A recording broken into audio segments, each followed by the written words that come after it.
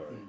No, I didn't know what you knew. Tommy O'Reilly, who's going to be here, right? Yep, Tom's going to be here. He came to me, I don't know what the hell time of the year this was, halfway through this. You know, it was towards the end because we was fighting for a playoff spot with Erie. So Tom O'Reilly says, I got a great idea. I got a call from Candid Camera. This is 10 o'clock in the morning. He said, they want to come over here and... I said, what in the hell would they want to come to Jamestown, New York? He said, well, they want to do something on minor league baseball. And I said, they got some teams, you know, they got some clubs. The Mets have got a club. I think the Mets then were at... Falls, maybe? no, I don't know exactly what town it was. He said, I don't know, but they want to come here and do it. And I said, well, Tom, I'll tell you, you better check with the front office.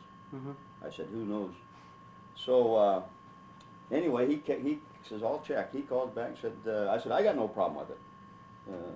He calls back and said, Montreal said it's fine. So when Peter's telling me what they're going to do, I'm thinking, that ain't going to go. But, yeah, that's not going to, it's going to be. So he told Juan Lopez was managing Niagara Falls, and we were in the race then with Erie. Shit, we was going right down to the thing where, and I thought, this is going to screw everything up. I mean, we were like a half a game back, and we had a doubleheader. This was in between games of a doubleheader. And nobody noticed that the two umpires in the first game, when he come out, nobody noticed the difference.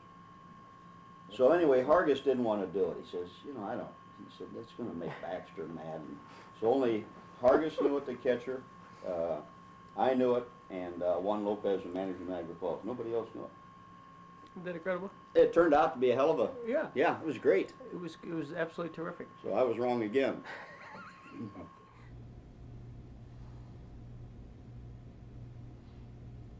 Of August 6th, 1990, when Peter Funt staged his Candid Camera bit at College Stadium.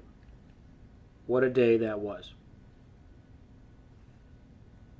The idea was vintage Alan Funt, and it was played out in our little old Jamestown, New York.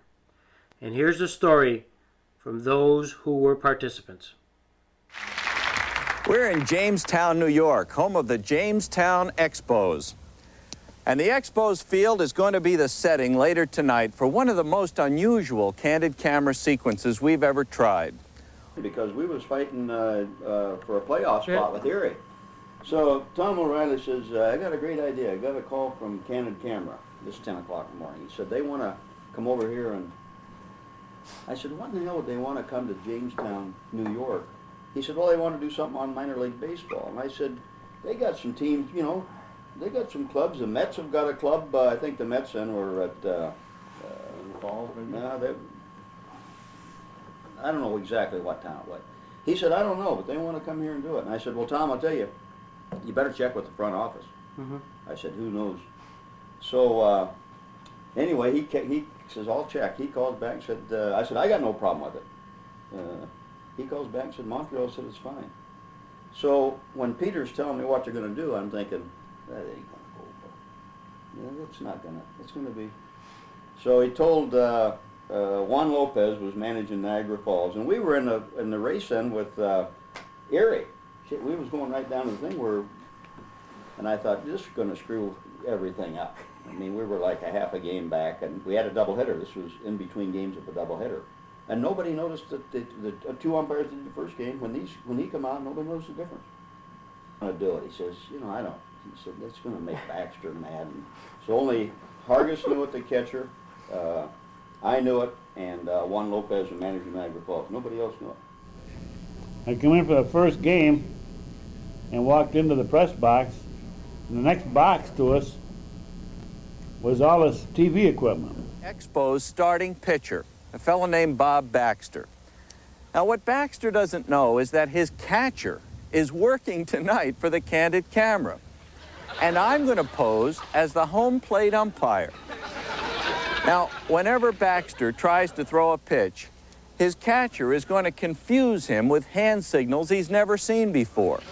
In a few hours, there'll be several thousand people here, and of course, they won't know what's going on either. Now game time is approaching and the crowd files in. Out on the field, pitcher Bob Baxter is taking his warm-ups with catcher Dan Hargis. I'm behind the plate.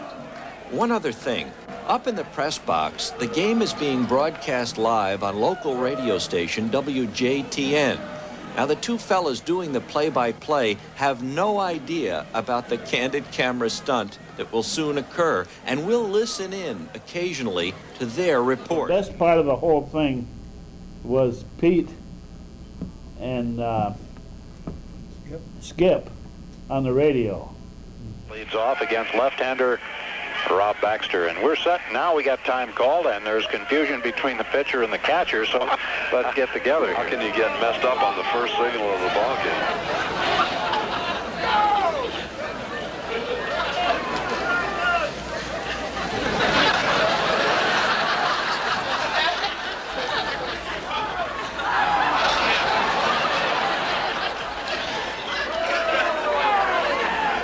One foul, three, slider, we're okay? All right, cool. This is ridiculous. I mean, this is the 48th game of the season, fans.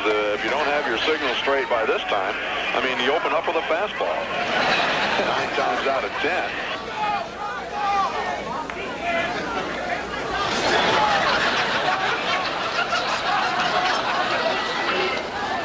Time! What's going on here, Ted? Put down. Huh? He's put down a number there. Just a minute. What is going on out here? Not putting down a number, he's putting down, I know what it is. How long you two guys play together? You know the signals, let's go. We've never done that before. What? Night signals? Come on now. Fellas, we've been out here 5 minutes, we haven't thrown a pitch yet. One, two, well, put down the numbers. All right, one, two, you did. You just missed it. I don't know what that is then. That's not one, three, wiggle. It's on numbers with the fingers. I did. Didn't. No, you didn't. You think you can do this now? We're going to get your manager out here and get you out of this game, fella. I don't know what these are again. Hey, make sure you keep an eye on me now. I'm watching you. We haven't started the ball game yet. I tell you, maybe it's time for Baxter to get himself a set of glasses. They ought to take him to the optometrist tomorrow to get him examined. As Hargis, evidently not the culprit, he doesn't seem to believe it either for some reason. I don't understand what's going on here. Absolutely don't understand. Looks like Baxter is ready. He's looking in, and he's still nodding no. Still nodding no, and I don't know what he's doing. He's still nodding no. As if he can't see or something. His time is gone. Now the home plate umpire is going to go over and talk to management, I believe, or they're going to put him on base. So it's good news for the refreshment stand. You folks that's down there in the refreshment area, stay in line. We haven't started the ball game yet. I don't have all night to play this game. Well, he's pitched since you were in Little League? God, he's not giving me numbers. Who hasn't? Yeah, he's like going like this, like this, like this. He's what? He's not putting down numbers. Oh, no, wait, hey, you get back behind the plate.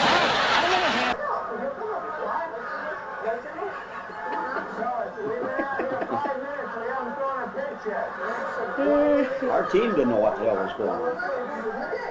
You're not giving any numbers? What's he doing? He told him to give me numbers, I'll throw it. And what's he giving you? He's giving me this and this and this. What does that mean? No idea. What? I have no idea. You don't know what it means? Just a minute, I'll run you out of here. What does it mean? What does this mean? No idea. I have no idea. Are you going to throw a pitch tonight, or are we going to stand here and talk about it? What's on a one? I'll throw a fastball. Are you going to play ball? Of course I am. Yeah, I'm going to give you one more chance to have this fella play ball. Otherwise, we're going to run him out of here. Can't let him out. I don't have any more pitches. Well, we're going to forfeit. All right, let's go. Let's go. Okay, we're still waiting the first pitch. We're getting time called again. And now the umpire again going out to talk to the pitcher. And he pointed, he's out of there. He threw Baxter out of the ball game. And he pointed, he's out of there. Throw him out of the game. Look at Baxter. He just dropped the ball and walked out. He threw Baxter out of the ball game. One of the most unbelievable things in the history of professional baseball we're seeing right here. My name's Peter Funt, and I do the Candid Camera show, Bob. And we just caught you on Candid Camera. Now, there's the camera up there taking your picture, and you are one of the nicest guys we've ever caught on Candid Camera, although you're shaking like a leaf. Ladies and gentlemen, we'd like you all to smile because you and the Expos are on Candid Camera. The Expos are on Candid Camera, folks, and we've all been taken. Well, I guess we have. We And were I mean sucked it. right into it, believe me. They did a great job. You remember that all, Pete? Oh, yes. Very fortunate that Skip didn't come out with one of his famous "goddammits." He was very close. He gets upset quickly. There would be something like that. Yeah. No doubt about it. It was well done. No, they handled it well. I felt sorry for the pitcher. He was so befuddled out there. The only thing that came into my mind is that Hargis was sick. I'm doing as best I can. I have no idea what's going on, but eventually it'll work itself out. What about when the coach came out and was pretty angry with you? He was, but I was out of things to say at that point. I couldn't think of anything else to say. I couldn't defend myself anymore. I mean, when you're out in the field, the only people who know what's going on are you and the catcher. Nobody else can see those signals. So it was my word against Dan's, and at the time I guess I was losing, but I had nothing else to say. He came out, and I still had no idea what was going on, although I knew, or I thought I was doing everything right.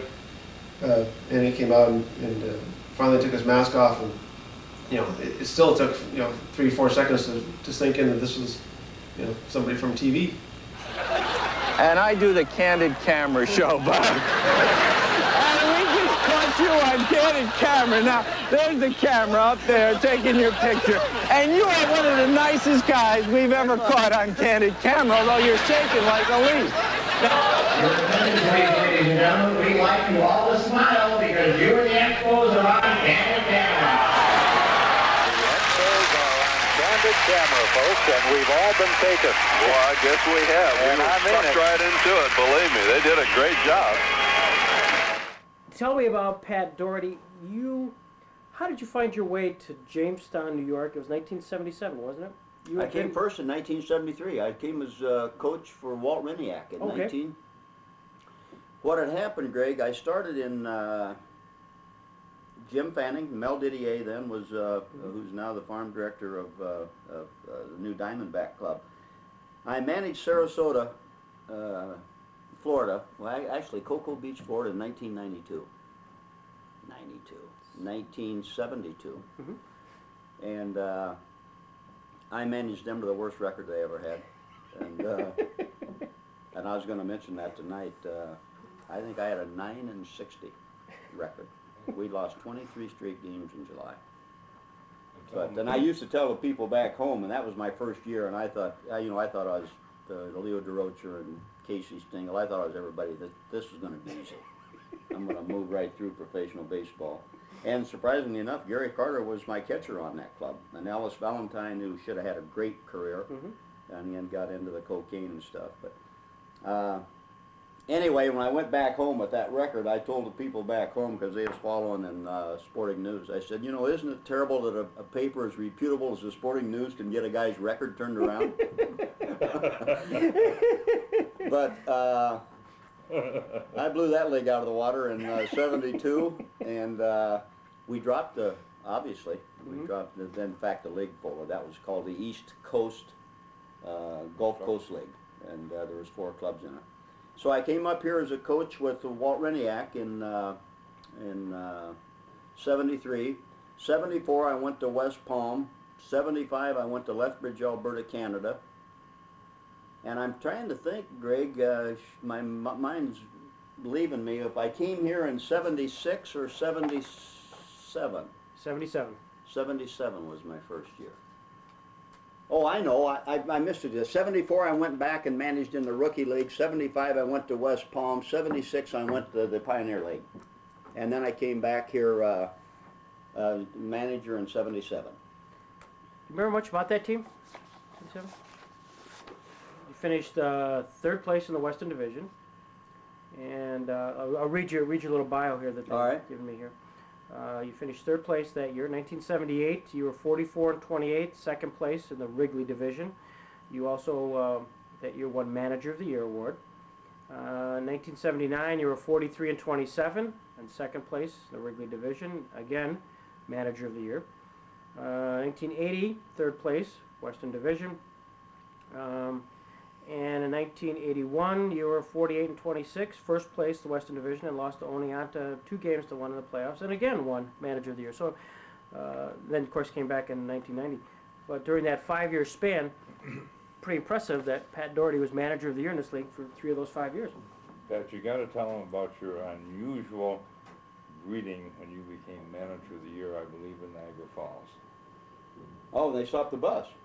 Yeah, but didn't you receive a team something or other?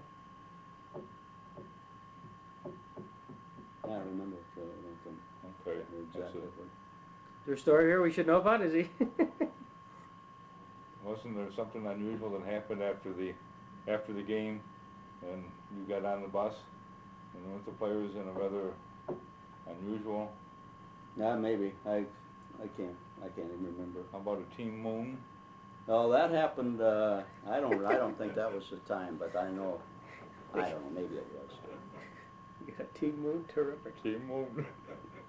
Might have been. And were you also the manager at the time when one of those guys caught a fly in his throat? Or a moth in the ear, I was going to tell tonight. That was the darndest thing. I think we were playing Elmira here, and Audie Thor, who now works for a pharmaceutical company, was a trainer. It had to be about in the 7th inning, and this kid started screaming on the mound. I mean, literally screaming. It was a young Latin kid. And he was really going almost like berserk, grabbing his head through his glove. He flopped down, he got up, and nobody knows what happened. Their manager goes out, I go out, Audie comes out with me, and they finally get him calm and get him down on the ground, and Audie takes a flight. It's in his ear. But Audie gets these tweezers, and I'm not exaggerating, he pulls a moth out that's got to be that big out of the kid's ear. I always said, you know, the kid had to think there was a 747 in his ear. But he pulled it, how that moth could get in, and it was, he could barely see it with his light, and he worked and got to... My golly. You just imagine how you lose your balance. Yeah, exactly. He had lost all equilibrium. Yeah. But I've got a lot of, I've got a lot of interesting, things that happened that you look back on the positive things. Oh, exactly. So, and that's what they want to hear tonight. Cause I had just run some of them by you. We had a big linebacker from Eastern Michigan named George Shervish. He looked like a Omar Sharif. He was tough, and he was mean, and he was tough to handle. Yep. But anyway, I had a phone that Pat Mullen, the old hitting instructor we had here, gave to me one time, and it's amazing. If you ring a phone, I don't care if it's in a bar or what, if you ring a phone, everybody will stop.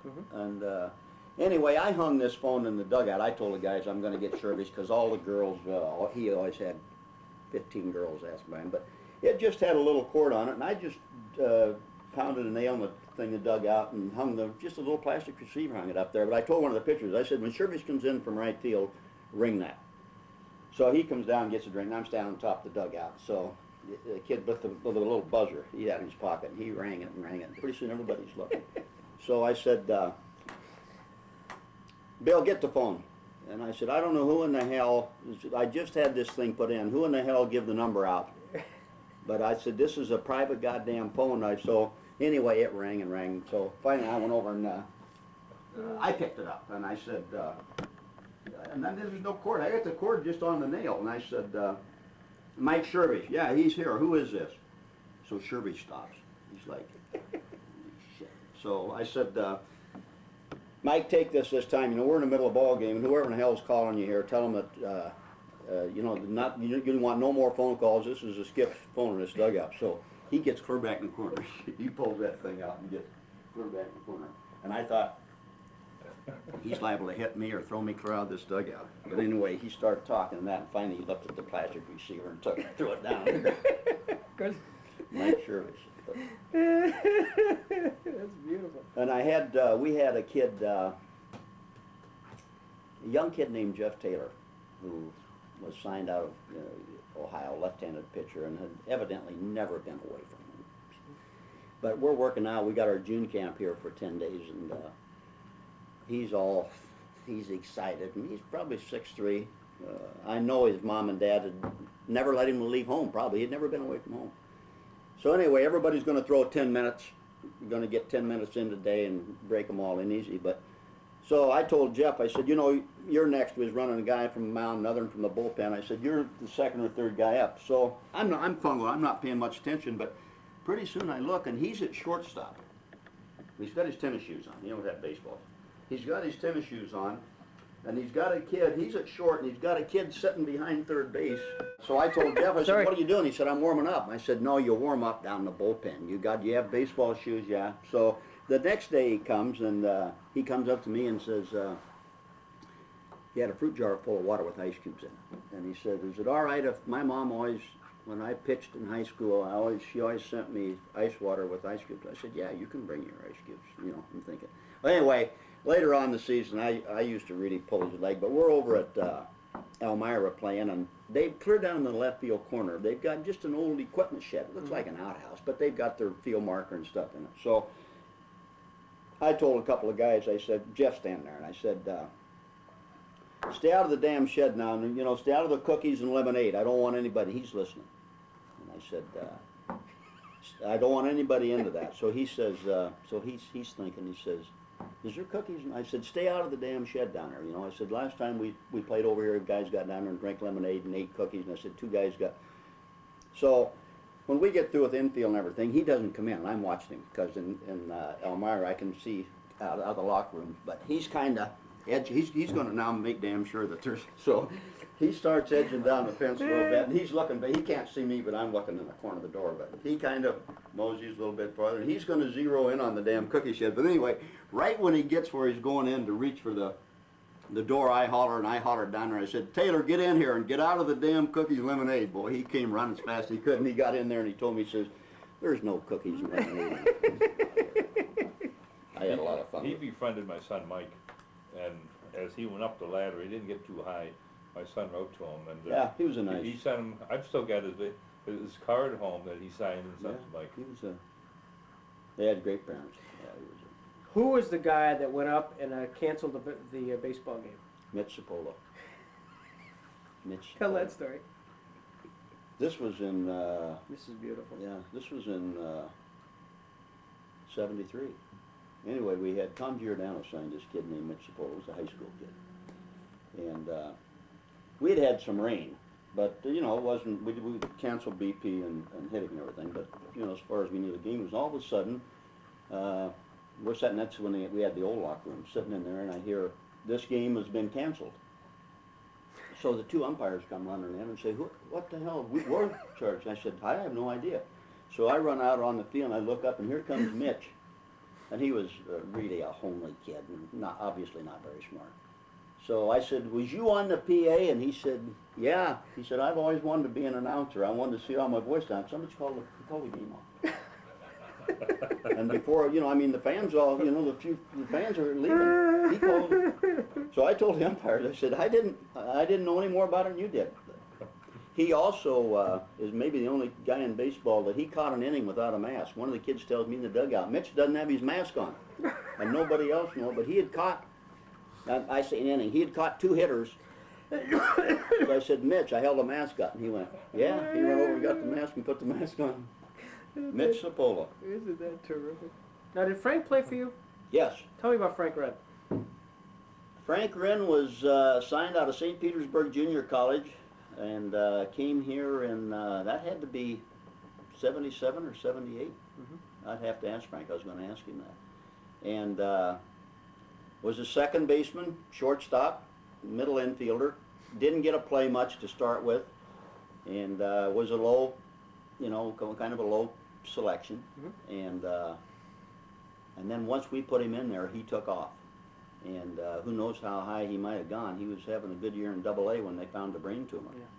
So he had that, which was a very, very precarious operation.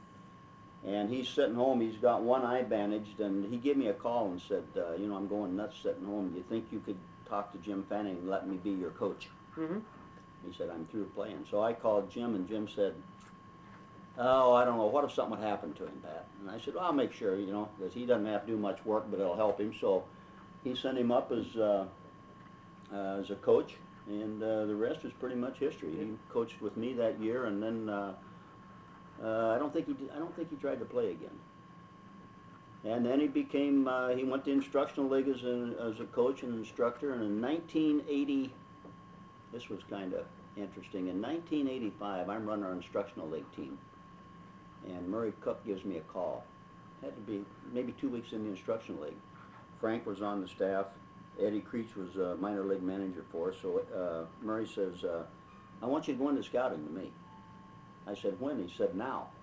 I said, Murray, in the middle instruction league, he said, hang it up, rent your car, and you can either cover Florida, or if you want to go back to the Midwest, I'll give you a Midwest territory.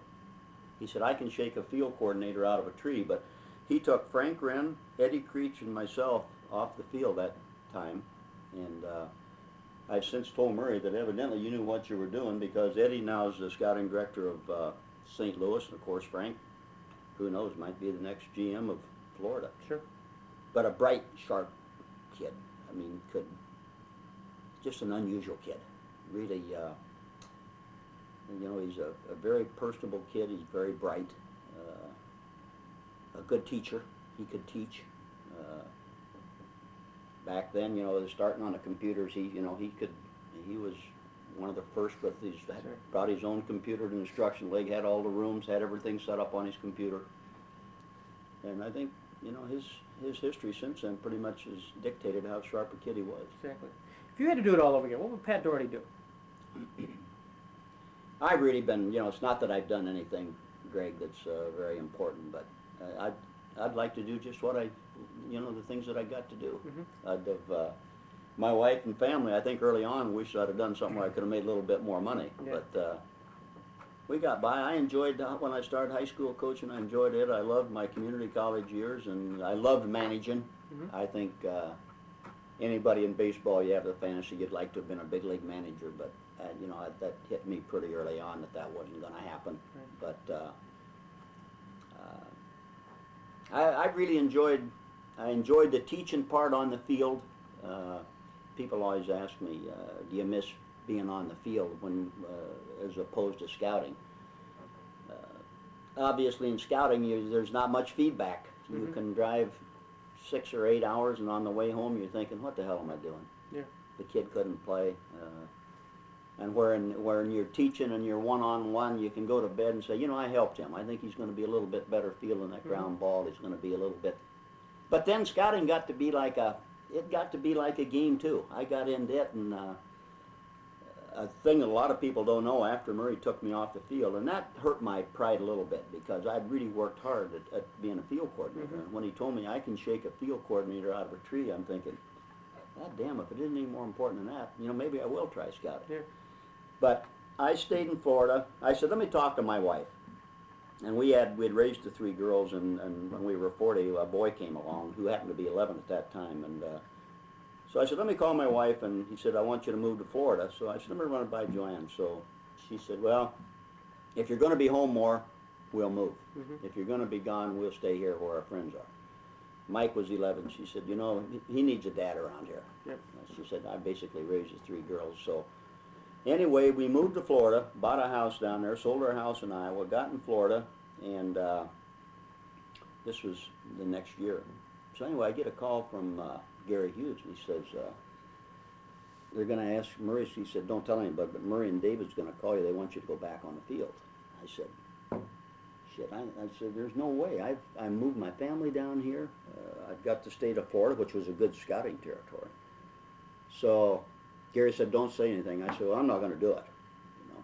So anyway, Murray came on. First David came on, and he said, how you doing? You know, kind of, I'm doing fine. How you like scouting? I really like it. And they didn't say anymore. So Murray came on and said, we've looked a year for a field, a guy, and it keeps coming back to you. You know, I wanted to say, you know, did you shake that tree? But I didn't. You know, I didn't know. So I said, Murray, do I have a choice? And he said, yeah, you have a choice. I said, I really enjoy scouting now. And he said, well, we'll give you a lot more authority on, we'll give you a little more money and give you more authority on moving players, get you more involved. And by then I was 50.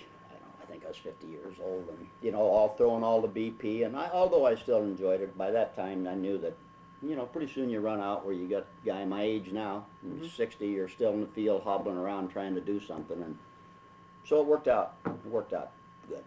That I didn't go back on the field and stayed in scouting. So, and I've enjoyed it. I've enjoyed being around, you know, like you do, with people. Exactly. Oh, it's terrific. Yeah.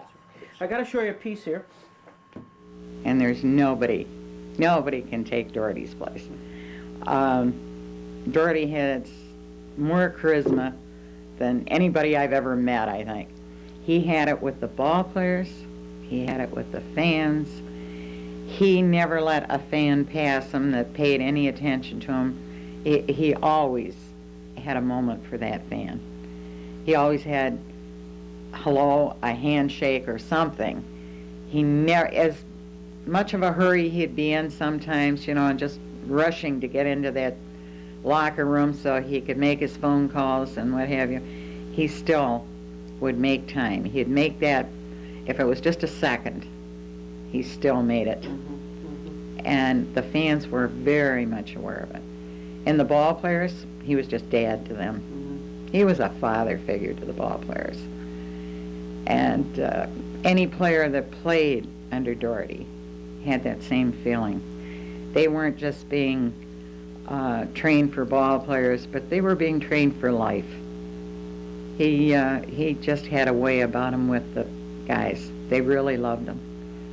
So fans, players, everybody did. I don't think anybody can be like Daugherty. So obviously he's my favorite. Yep. Yeah, very definitely. Who's that? She's Flo Wick. Flo Wick, who just died, God bless her.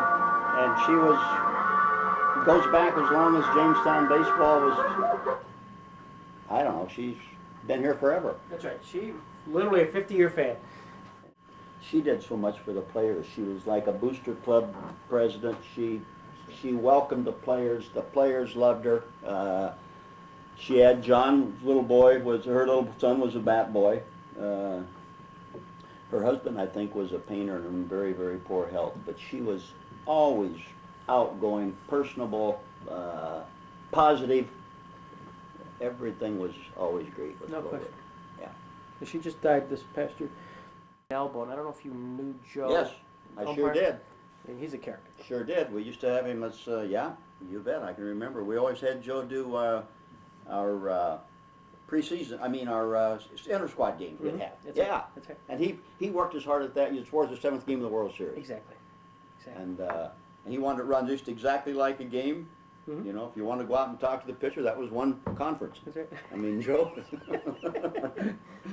a great guy. Yep. You know the stories you hear about, I just told Bob Gabhart, and he said to tell everybody hello, but probably of the 20 years I was with Montreal, you know, there's probably more stories with Jamestown, or everybody wanted to come to Jamestown, and, you know, Eddie Creech, a lot of guys Kevin got to be here, Frank was here, Eddie Creech got to manage here, Bob Bailey managed here, but from all of those people, you know, it was the Jamestown stories. And it's, you know, Gab told me, he said, you be sure you go down to the pub, because, you know, that's where we all hung out. And there always used to be a joke that they've got a gold seat in there where Daugherty sat, because I used to, you know, I kept Jim and business down there with all the beer I drank. Now, of the guys who played for you here in Jamestown during that period, 77 to 80, did any of those guys make it up to the show? Yeah, several of them. Probably our biggest star was Galarraga when I was here. I had him. And what was he like? Very quiet and spoke very broken English. I've got a great story about Galarraga. I got several of them, but he always, and to this day, when he's going bad, he jumps out. He'll jump, you know. Anyway, I told him, I said, I want you to stay back. He couldn't, you know, I'm telling him, you know, stay back, back. Don't lunge and don't jump out. So I started throwing balls to him. I'd throw just like slow pitch. I'd throw them clear up in the air. I mean, them some bitches had a big, and he'd get watched him and get watched him and get watched him, and I'd say, stay back. Well, the other players got around and they'd laugh. I mean, they were laughing because I said, just keep your weight back and watch. It's like slow pitch. Watch. Anyway, there's a knock on my door. and it's Galarraga, and he can't say much. He comes, he's got tears in his eyes, he says, "Pot, no more." No more. So I had to explain. I said, you know, we're not making fun of you. This is trying to get you to, but because everybody was laughing, Yeah. he was saying, "No more of these. Just throw to me like the other players." And then I got on his ass one night in, we're in Geneva. Yeah, Geneva. And he was pouting because I didn't start him. Mm-hmm. And he was also backup catcher. Mm-hmm. And he wouldn't go out and warm up the, somebody else has to go out and warm up the, so I got him a dugout and I said, "From now on, you get your ass out there and warm up the pitcher. If not, you're on a boat tomorrow morning back home to Venezuela." Well, of course, he played for us now in Colorado for 5 or 6 years, but anytime I'd walk in the locker room, he'd say, "No boat back to Venezuela." Of course, he speaks English good now. And I said, "No, no more, Cat. You can buy the boat now. You can buy a big boat, like the Queen Mary." He's having a hell of a year or two, isn't he? Yeah. Man. A great human being, Yep. you know. He really, not just because he's, Tony Phillips, I had a lot of trouble with, and I'll tell you a kind of an interesting story about Tony Phillips. He was, this had to be my first year here, but you said was 77. 77, yeah. And he was you know, you hate to use the word militant, but he had a terrible chip on his shoulder that he was getting screwed. And they had kept him at West Palm as a utility infielder until we opened up here. So he had been through spring training, and then he had played with West Palm April, May. Then he come up here in June. Well, he come up here mad because he thought he ought to be the shortstop at West Palm. So, and then anytime he'd strike out, he threw things, broke helmets. So what I'd do, anytime he'd do that, I'd just yank his ass out of the game. Mm-hmm. And he'd strike out, argue, throw. So I'd just grab a guy off the bench cold. It didn't matter. I'd say, you know, ride when. So he'd start to go out and say, "No, come here. You're done."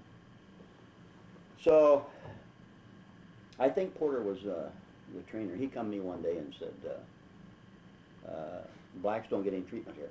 You know, I said, he come with a couple of other blacks. I said, "You guys know that's bullshit." And I said, "You know, the side of it is, Tony, when they set you up 9 o'clock, you don't get here at 9 o'clock.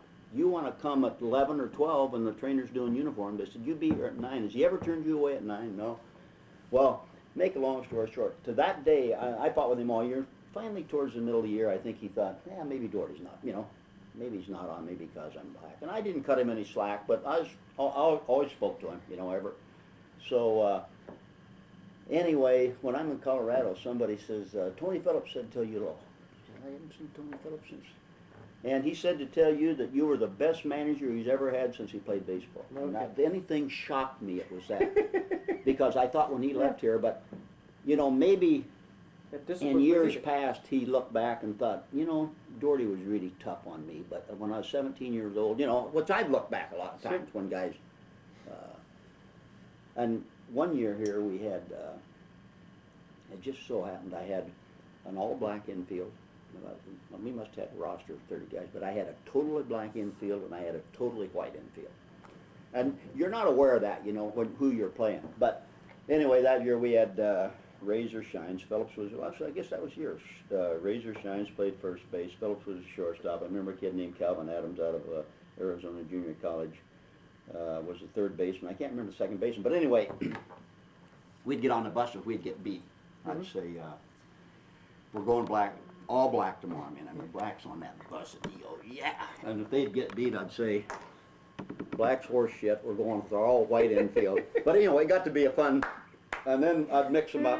But usually, you know, you had to play them all. Yeah. But then it'd get saying, blacks would ask me, "You gonna, the black infield gonna go there?" I said, "No, you guys are horse shit. Yes, so we're gonna mix it up a little bit today." And then that same year. I'm trying to think where in the hell, it might have been at Newark. But I told him I never really checked rooms or anything. But I said, "I'm going to tell you something. I'm waiting for the concession stand. In fact, it was at your place. It was Auburn. And I'm on a bus waiting. We'd gotten beaten. And here's Shines, Phillips, Calvin Adams. They're over by the concession stand with 3 women. So I told the bus driver, I said, take off. Well, as soon as the bus, they're running alongside, beating on the door. So I told the bus driver, I said, keep driving a ways. So we drove a block, and they were beating the holler, and so finally I stopped and got on. So I told him to get back in the motel. I said, I'm checking rooms tonight. And I never find, I didn't find kids. Hell, I didn't have any money anyway. But I said, it's going to be $25. I'm going to check rooms, so you better all have your ass in the rooms. Well, about 2 o'clock in the morning after I got my beer drank, I went down to the desk, and she wasn't going to let me in the room. She said, I can't do that. I said, well, why don't you come with me? I'm going to make a room check. Well, these 3 guys aren't in. So I put a note on the door. I said, if you guys read this, you might as well go out and stay out the rest of the night because you all owe me $25. So I get down to breakfast next morning. Here they're sitting. I can tell they're furious. You know, it's going to be the racial thing. So I said, I walked up to him and said, good morning, fellas. How we doing? You have a good night last night? And none of them look. So finally, Philip says, you never find any of the white guys. I said, hey, let me tell you guys something. Did I tell all you guys last night? Did I warn you and tell you? Yeah, but you never find any of the white guys. I said, I'll tell you what I'm going to do so you guys don't think I'm a racist. I said, tonight, I'm going to give you guys a chance to make some money. For every hit you get tonight, you get $10. I'm going to give you that out of my pocket. So if you're at bat 4 times, you make $40 if you get 4 hits. And instead of you owing me 25, I owe you 40. All right, now they're all pumped. They're all pumped. And I said, that goes for all 3 of you. I said, you know, it could cost me $120, but show you guys that I'm a decent white man, I'm going to do that for you. So anyway, all 3 of them went over 4. I said, I want my $25. And they were pissed off again. And I don't think I ever did get the money from them. That's a great story. What about Razor Shines?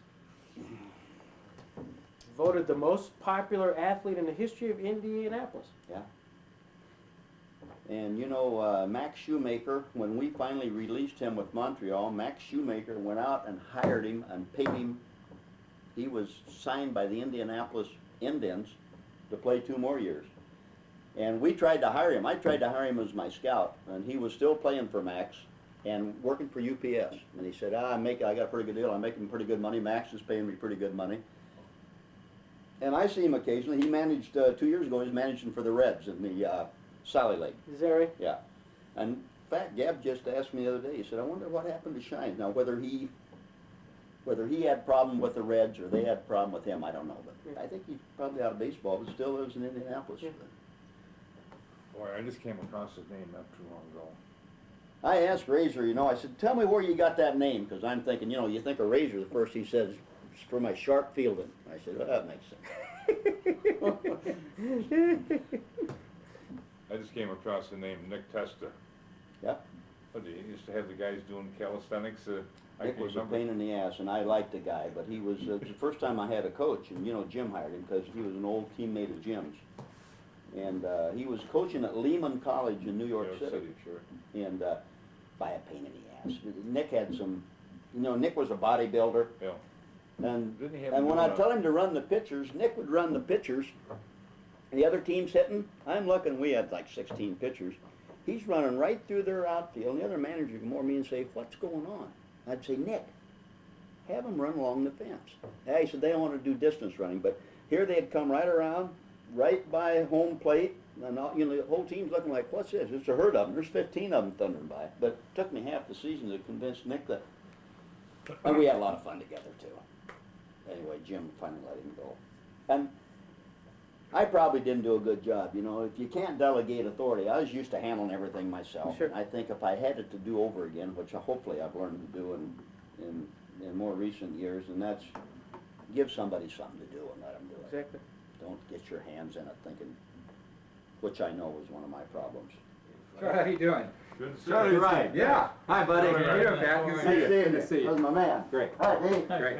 Hi, good seeing you. How'd your golf team go? Hi, Greg. How you doing? Play well. Good. You too. I bet you did too. Mine's at home. You guys heard a safety box? Huh? Well, I got it at home at my mom's house. You wear it? Or Not much. Yeah. You know. I mean, are you putting it up just so it won't get scratched, or you know, some people take those and put them in a. Yeah. I don't like to wear it a lot because it's heavy. Yeah. And I mean, it can kind of be a little You haven't been a ring man either. No, I figured I'd wear this for a year or so. And so I think you ought to. I love it. It's a beautiful ring. That's what you guys dream. Don't you, Wren? That is your dream, right? I mean, this is basically. Yeah. Oh, God. No, I don't want the thumb finger with it. After I play golf, I have a tough time getting off and on for a day. But that's got to be the thrill, right? I mean. Yeah. Well, that's, I mean, from the time you start, you think about getting a World Series. Yeah. And so, actually, you never think you're ever going to get one. Ask me. No, you're right. There's people, it's amazing. Remember Pat Mullen? Yep. Was in baseball like 35 or 40 years, and we win the league there in Gastonia, and he looked at that, and it was probably a $60 Did you see it? ring, and said that was the first ring he'd ever gotten. First ring he'd ever won, yeah. 78, I came here to play as an outfielder, play for Pat, and got a chance to. It was funny because basically back in those days, a lot of times we didn't have. I don't think we had the extra rookie club, and so we had 35, 40 guys here, and I remember I didn't play at all the first 8 or 10 games. I mean, not even pinch run, pinch hit, nothing, because we just had so many guys. And we were going to Auburn.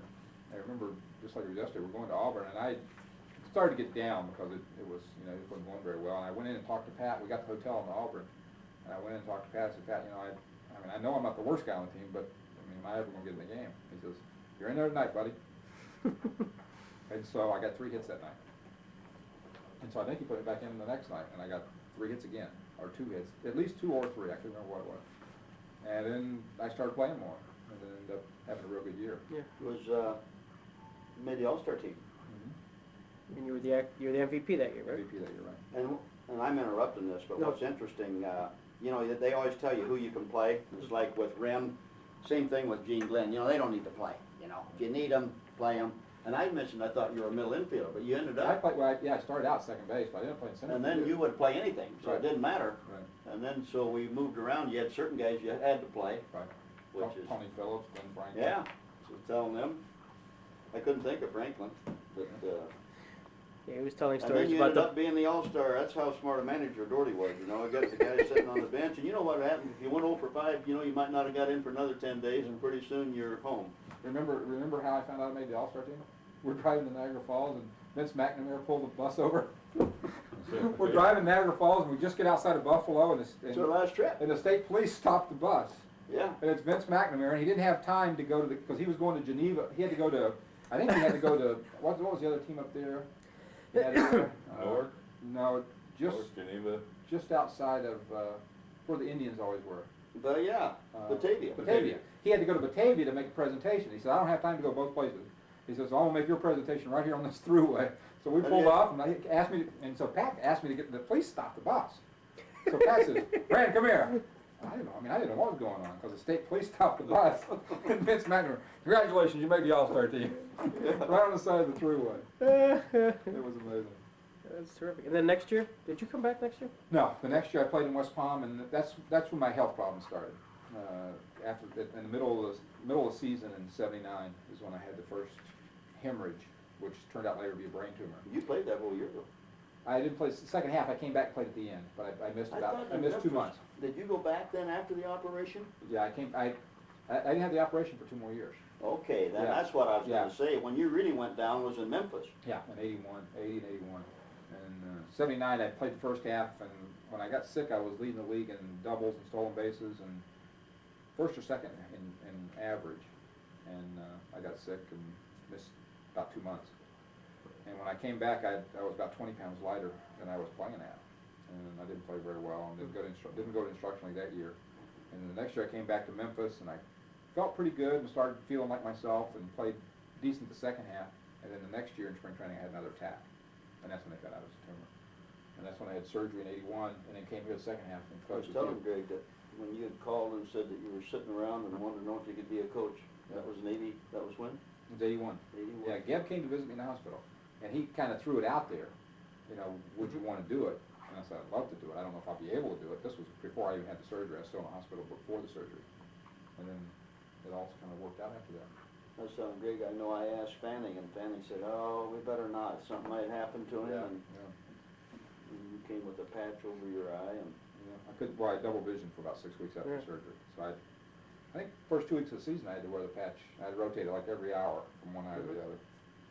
Then it started, slowly but surely. What were the symptoms of all this? We came on with headache and projectile vomiting. So they knew it was neurological, something neurological. Yeah. And both times when I had it came on almost identical. Yeah. And so the first time they passed it off as meningitis or some bacterial infection. They really didn't know for sure, but they thought that's what it was. And the second time, once it happened again, then they knew it was something. Yeah. And that was sitting in a position where they couldn't pick it up on. It was very difficult to pick up, if I remember correctly. Right, that's right. It was in the third ventricle of the brain. It was like the brain sits here, and there's a little ventricle that just where the folds are, and it was in that fold, and so the typical CAT scans couldn't pick it up. And they didn't have MRIs. And there were no MRI would pick it up like that. Yeah, check. But so they took me from one hospital to the other, and finally the third hospital had a very high contrast CAT scanner, one of the most sophisticated of that day, and it found it immediately. So they did that CAT scan and found it immediately. So size of a walnut. Yeah. It was a very, very delicate. Yeah, about 8-hour surgery. Right on. And after that, I had a little deficit in my reactions. I felt later. I just never felt the same at the plate. I felt fine running, throwing, everything else, but I never felt the same at the plate. Yeah. And whether I gave it enough time or I don't know. But I played half a year in '82, and then Geb offered me a coaching job to come here and coach with Moby. And so I coached here in '82, '83, '84. No, 82 and '83, following into '81 season with Pat. And then '84 I stayed in Gastonia and coached the whole year. And then '85 I came here as a general manager. And that was kind of a fluke because I wanted to manage that year. I was going to manage Calgary. And Calgary got the AAA club. And so Eddie Creech went from Calgary to here. And that left me out of managing. And I was going to go, this is a funny story, I wanted to go manage someplace. So we were in the instructional league, and Pat and I would talk every day, and Geb was kind of tough about, the whole thing. And I finally met with Geb one day for lunch on a Sunday, and we came to agreement that he would let me go out and try to get another job as a manager, because that's what I wanted to do. But he didn't want to pay me. If I stayed, he didn't want to pay me any more than I was making. So Pat and I would talk. He said, we'll put the word out. So every morning, Geb would come in, those little pink slips for the telephone messages. Pat would write out, Chief Bender of the Reds called, Frank, call ASAP, and he'd leave it on the desk. And Geb would come in and he'd go, did you get this? Who's calling Frank? Who wants Frank? That's Tamper. Do they know that's Tamper? I said, yeah, but I don't know anything about it. But the next day, he put Marty Scott, Texas Rangers call. And I told Geb, I said, Geb, I don't know, but there's a lot of people want Frank. I said, we're going to keep him. We're going to have to give him some money. Well, he's going to get Geb's old. You got $1,000. Don't ever play this back in Colorado. I'll be fired. There's always $1,000 with Geb. Yeah. Always $1,000 bucks, but anyway, so we kept leaving those notes, and he'd always, we're dressing for instructional league. Dick Balderston, Kansas City Royals. Yeah. Bill Shreppy, Dodgers. And Geb would always come in, and when he walked in, that desk was his. Yeah. So I'd always just leave the slip, right there. And we're dressing, and he'd say, who's calling you now, Frank? Who's this? So I finally told Geb, I said, I think it's clubs want, if we don't give him some more money. And then remember that day you were in the field, he had his briefcase out, and I'm walking by Ed in the batting cage. Oh, I remember it. And you got more money. I got like $1,800 raise. Yeah, got something more. And that's the first day he floated the idea of me coming here to Jamestown. He said, well, did you ever think about being the general manager in Jamestown? And I said, no, never. I mean, that was the farthest from what I really wanted. And then, it was a great experience for you. Oh, it was, look back now. No question. Because what I did is I went back after he asked me. I said, well, let me think about it for a day or two. And I called a few people. And one of the people I actually called was Murray Cook. And Murray was the general manager of the Yankees at that time, I think. He might have been. Anyway, I called Murray because I'd known him in the past, and I know he had done something similar. He'd been the business manager in Gastonia, I think. Yeah, that's right. And so I called him, and I said, Murray, do you think that on the path I want to go, I mean, is this going to help me? He says, I'd do it in a heartbeat. Learn more. And he was right. I learned more in that summer here, because you're a one-man show for the first 3 or 4 months. Then all of a sudden, you get a few interns around. And you moved up here. You got up here when? Right after spring training, April 1st. I was the manager of the Jamestown team on the field in spring training. And then I left and came here to start selling advertising. And I had Larry Walker and Sergio Valdez, a bunch of those kids that turned out to be pretty good Did you have players. Vanderwall No. over here? No. Was Johnson here when you were here? Randy Randy. Johnson? Yeah, 85.